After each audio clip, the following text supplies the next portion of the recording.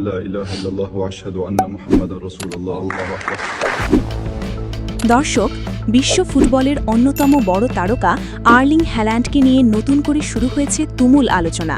তবে এবার সেই আলোচনা মাঠের গোল কিংবা রেকর্ড নিয়ে নয়, বরং তার ধর্মীয় বিশ্বাসকে ঘিরে।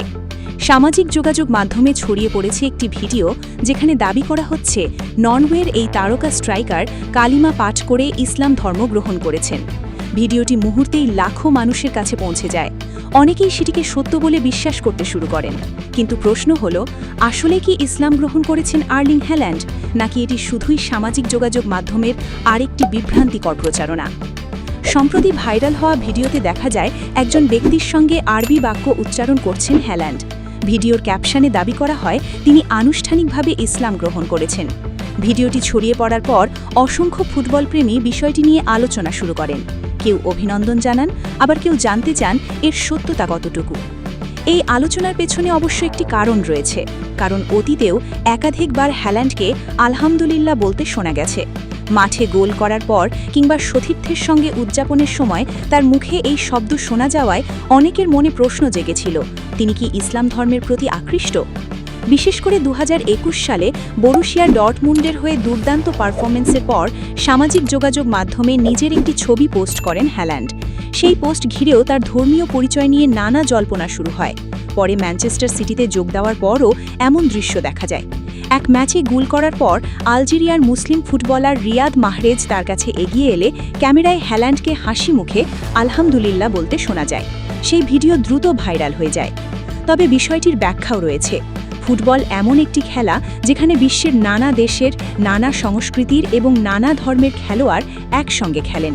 হ্যাল্যান্ডের ক্যারিয়ারের বড় একটি সময় কেটেছে এমন সব ক্লাবে যেখানে তার একাধিক মুসলিম সতীর্থ ছিলেন। রিয়াদ মাহরেজ, ইলকাই গুন্দোয়ান সহ আরও কয়েকজন মুসলিম ফুটবলারের সঙ্গে তার বন্ধুত্বের কথা অনেকবারই আলোচনায় এসেছে।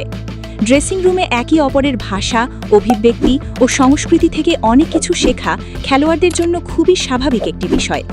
অনেক ফুটবলারই মজা করে বা সম্মান প্রদর্শনের জন্য অন্য ভাষার শব্দ ব্যবহার করেন।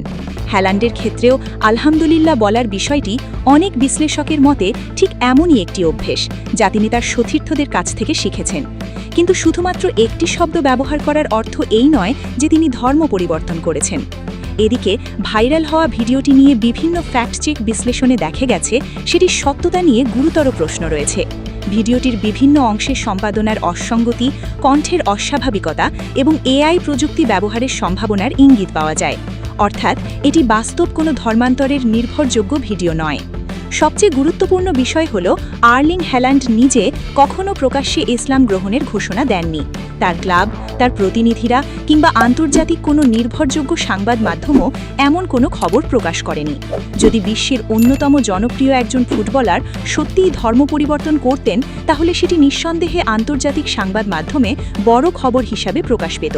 কিন্তু এমন কোনো নির্ভরযোগ্য তথ্য এখনও পর্যন্ত পাওয়া যায়নি।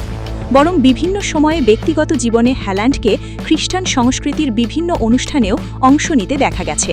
ফলে তাকে ইসলাম গ্রহণকারী হিসাবে দাবি করার কোনো নির্ভরযোগ্য ভিত্তি বর্তমানে নেই।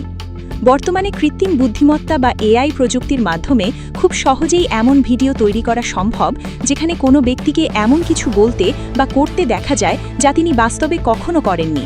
এ ধরনের ডিপ ফেক ভিডিও এখন সামাজিক যোগাযোগ মাধ্যমে দ্রুত ছড়িয়ে পড়ছে এবং অনেক মানুষ যাচাই না করেই সেগুলো বিশ্বাস করছেন। তাই কোনো ভাইরাল ভিডিও দেখেই সিদ্ধান্তে পৌঁছে যাওয়া উচিত নয়।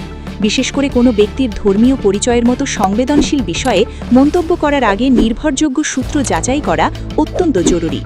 সবশেষে বলা যায়, আর্লিং হ্যাল্যান্ডের ইসলাম গ্রহণের যে দাবি সামাজিক যোগাযোগ মাধ্যমে ছড়িয়ে পড়েছে, তার পক্ষে বর্তমানে কোনো বিশ্বাসযোগ্য প্রমাণ নেই। তিনি আলহামদুলিল্লাহ শব্দটি ব্যবহার করেছেন, এটি সত্য, কিন্তু সেই একটি বিষয়ের ভিত্তিতে তাকে ইসলাম ধর্ম গ্রহণ করেছেন বলে দাবি করা সঠিক নয়। ভাইরাল ভিডিওটির সত্যতাও নিশ্চিত নয় এবং এটি বিভ্রান্তিকর হওয়ার যথেষ্ট কারণ রয়েছে।